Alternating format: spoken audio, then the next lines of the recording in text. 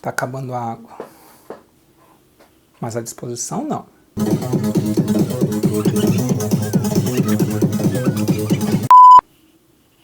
Olá pessoas! Sejam bem-vindos a mais um vídeo aqui no canal Hop Bill.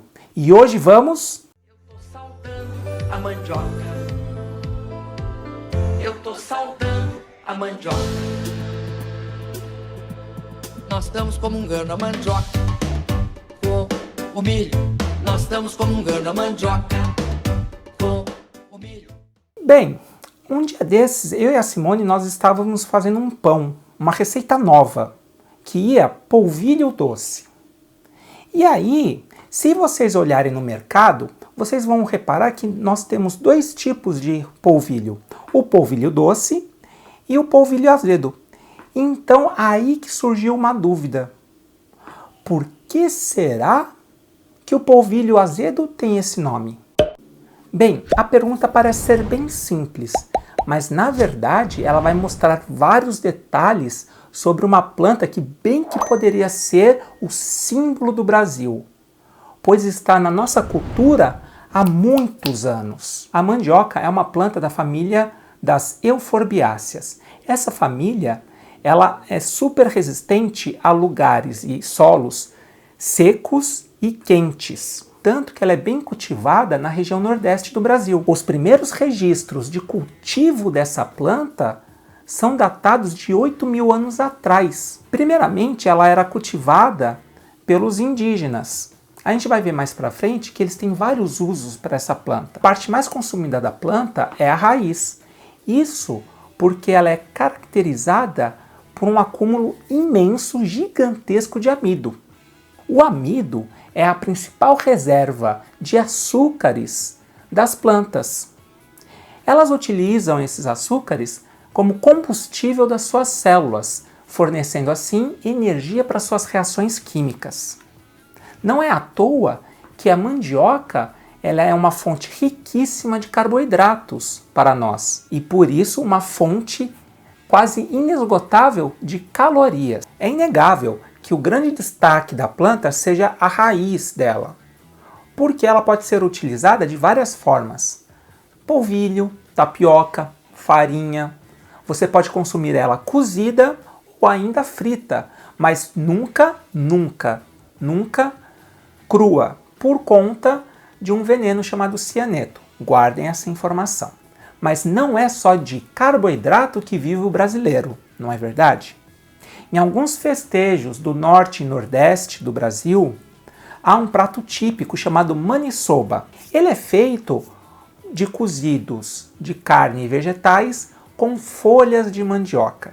Isso é extremamente importante sob o ponto de vista nutricional, uma vez que a folha de mandioca é riquíssima em vitamina A, C e proteínas. Essa versatilidade toda da planta fez com que ela fosse conhecida como pão dos pobres. Isso devido ao fato dela estar extremamente ligada a um tipo de agricultura de sustento, chamado agricultura de subsistência, ou ainda agricultura familiar. Aliás, a mandioca é extremamente conhecida e bem conhecida entre as etnias indígenas brasileiras. Algumas delas utilizam a mandioca principalmente para fazer bebidas fermentadas. Cauim, caxiri, titia, todos esses nomes têm a ver com essas bebidas fermentadas. Por isso, a mandioca ela está na nossa cultura enraizada. E é aqui que a história fica realmente interessante. Acompanhem de perto. Segundo algumas fontes que eu encontrei na internet, e elas estarão citadas aí na descrição, e é importante você ler para conhecer a cultura brasileira, há dois tipos de bebidas fermentadas.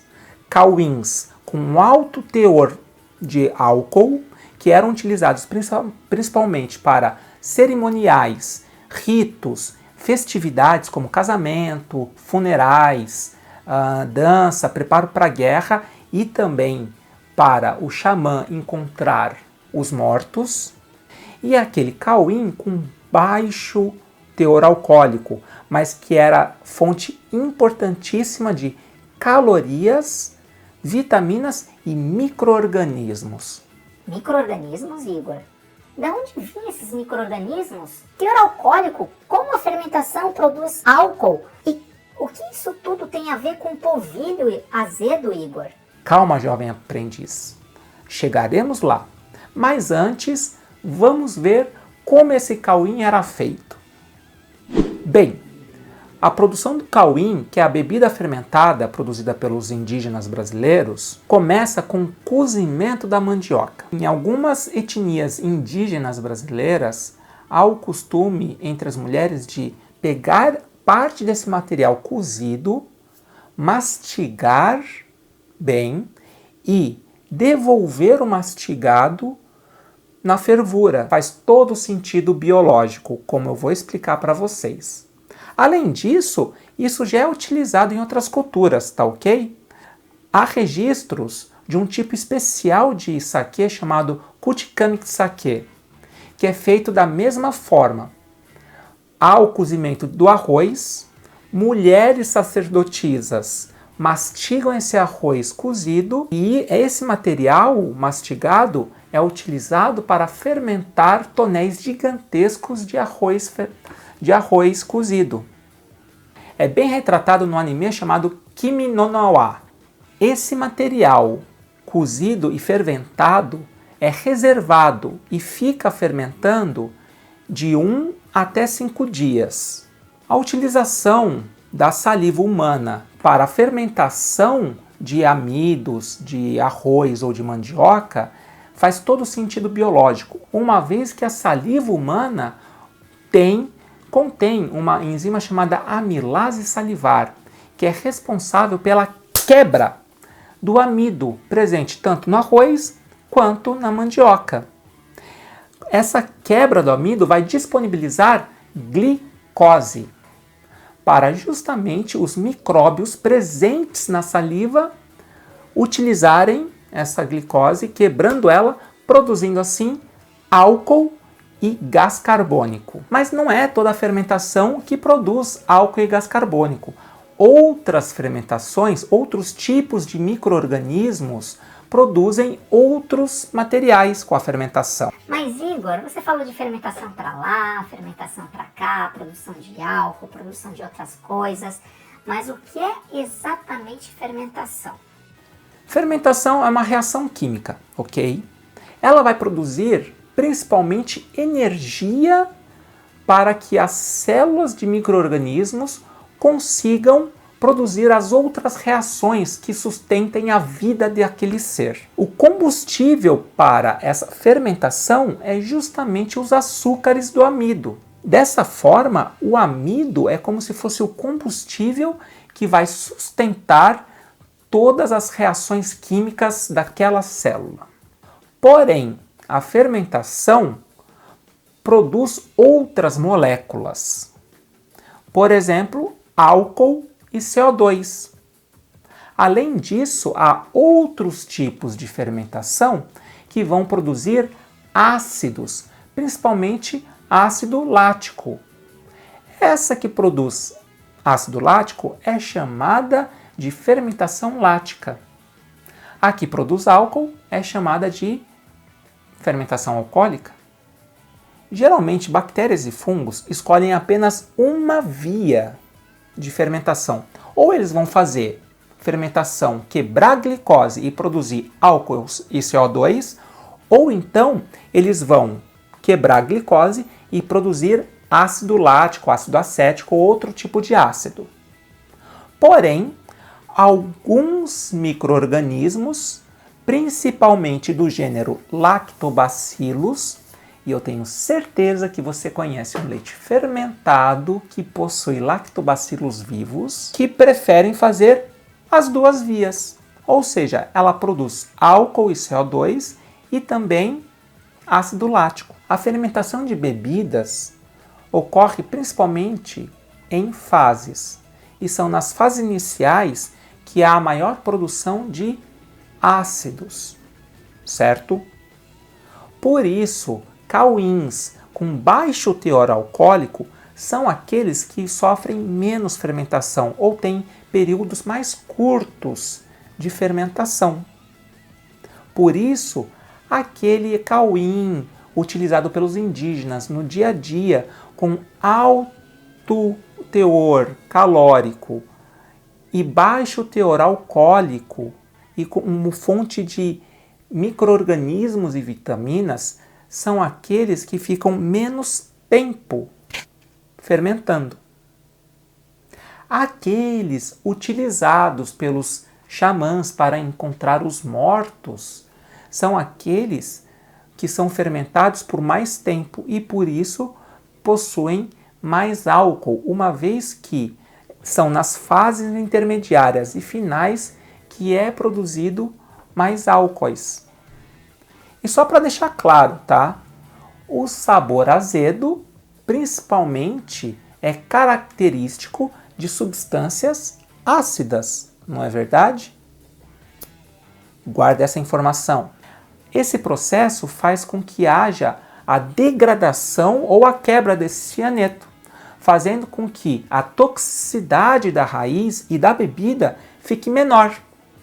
Então, olha só que interessante, a fermentação, além de produzir um alimento riquíssimo do ponto de vista nutricional, faz com que haja a produção de micro-organismos benéficos para a nossa flora intestinal e, além disso, o cauim é uma bebida atóxica, uma vez que o cianeto foi quebrado por esses micro-organismos.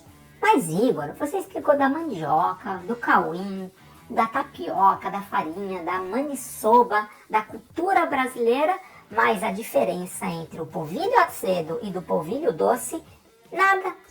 Ok. Vamos a isso agora.